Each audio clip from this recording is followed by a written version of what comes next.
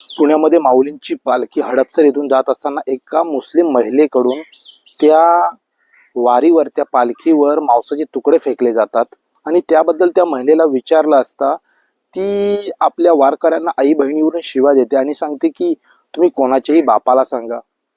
एवढी मदत आली कुठून यांच्याकडे? आणि त्यानंतर आपले हिंदू महिला कॉन्स्टेबलला ते मांसाचे तुकडे उचलावे लागतात. आणि काही मुस्लिम लोक सांगतात की आम्ही वारीमध्ये जातो, आम्ही अन्नदान करतो. अरे आम्हाला भीक लागली आहे का तुमची? कशाला जा तुम्ही वारीमध्ये? आणि माझ्या हिंदू बांधवांना सुद्धा सांगणं आहे की वारीमध्ये अशा लोकांना सामील करून घेऊ नका, त्यांच्याकडून काही घेऊ नका.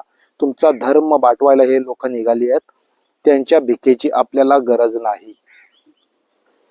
अशा मुस्लिम लोकांना वारकरी संप्रदाय समजायचा असेल तर त्यांना एकदा माऊली ज्ञानेश्वरांचं पसायदान वाचण्याची गरज आहे, ते समजून घेण्याची गरज आहे. माऊली ज्ञानेश्वरांनी पसायदानात साऱ्या विश्वाला आपलं कुटुंब मानलं आहे, साऱ्या विश्वाची काळजी केली आहे.